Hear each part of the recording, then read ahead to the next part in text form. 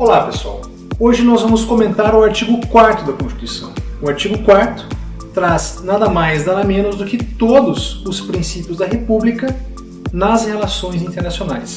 E não é por acaso que o artigo 4º da Constituição, objeto da nossa análise hoje, é a essência do direito internacional brasileiro. E para nós começarmos com o pé direito a nossa análise dos princípios da República nas relações internacionais, nada mais oportuno do que nós darmos uma rápida olhada no próprio dispositivo artigo 4º da Constituição. Bora lá? Diz o artigo 4º: a República Federativa do Brasil rege-se nas suas relações internacionais pelos seguintes princípios: independência nacional, prevalência dos direitos humanos, autodeterminação dos povos, não intervenção, igualdade entre os Estados, defesa da paz, solução pacífica dos conflitos, repúdio ao terrorismo e ao racismo, cooperação entre os povos para o progresso da humanidade e concessão de asilo político. Além disso, o parágrafo único diz o seguinte: a República Federativa do Brasil buscará a integração econômica, política, social e cultural dos povos da América Latina, visando a formação de uma comunidade latino-americana de nações. Existe algo extremamente importante para nós conversarmos desde já. Esses 10 incisos do artigo 4º da Constituição, que trazem os princípios da República em suas relações internacionais, eles não são, na verdade, invenções nossas. Não são invenções brasileiras que foram colocadas do dia para a noite no texto do artigo 4º da Constituição. Na verdade, se nós formos olhar no detalhe, nós vamos perceber que todos esses princípios, na verdade, eles consistem em práticas mais que costumeiras no direito internacional mundial.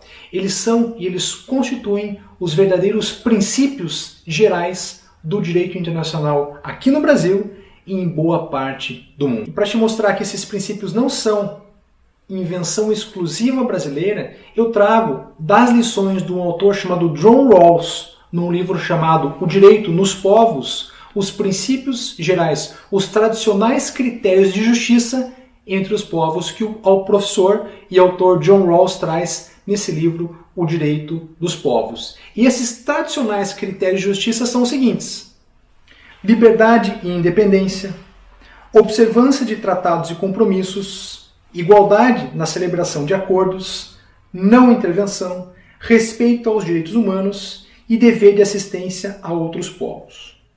Então a gente percebe que, ainda que com diferentes linguagens, a gênese é a mesma. A gênese do que está no artigo 4º da Constituição é perfeitamente compatível com a gênese dos princípios gerais de direito internacional e os tradicionais critérios de justiça entre os povos, trazidos e arrolados pelo John Rawls no Direito dos Povos.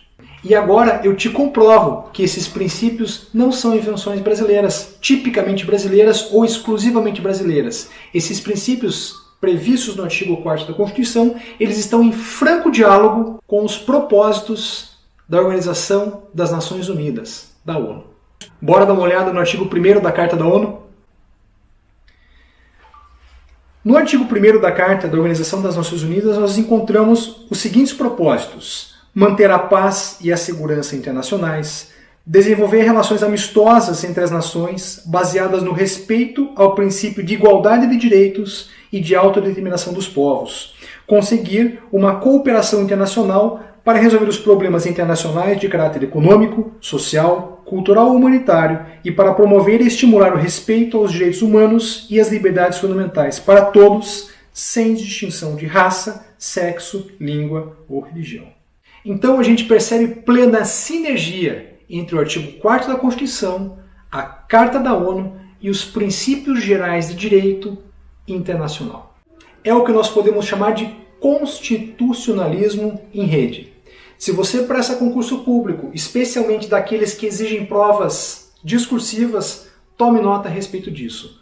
Constitucionalismo em rede significa um certo diálogo entre vários textos constitucionais de vários estados soberanos. Escolhas políticas soberanas, sim, mas todas numa frequência tal que gera harmonia no trato de temas importantes, tais quais esses do artigo 4º da Constituição, que transcendem, evidentemente, as barreiras do Estado-nação brasileiro e as barreiras das soberanias de grande parte do nosso mundo. No total de 10 princípios previstos no artigo 4º, eu selecionei 5 para nós analisarmos de perto cada um deles. Bora lá?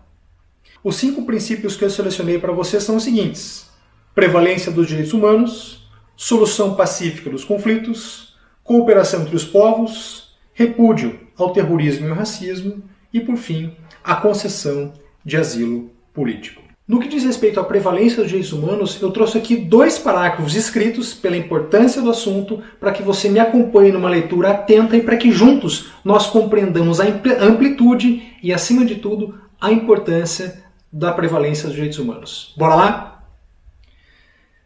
A partir da clara opção pela prevalência dos direitos humanos no cenário internacional, artigo 4º, inciso 2, a Constituição Federal torna o sistema jurídico brasileiro permeável aos sistemas internacionais de proteção aos direitos humanos. E aqui eu me valho, a partir de agora, das lições da professora Flávia Piovesan, permitindo afirmar que, a partir do momento em que o Brasil se propõe a fundamentar suas relações com base na prevalência dos direitos humanos, está ao mesmo tempo reconhecendo a existência de limites e condicionamentos à noção de soberania estatal. Já com relação à solução pacífica dos conflitos, eu trago uma lição do professor Luigi Ferraioli, que diz o seguinte: o direito, de fato, é por sua natureza um instrumento de paz, ou seja, uma técnica para a solução pacífica das controvérsias e para a regulação e limitação do uso da força. Na cultura jurídica moderna, a partir de Hobbes, se justifica como remédio ao bellum omnem. A paz é sua essência íntima e a guerra a sua negação. A paz é a essência íntima do direito e a guerra a sua negação.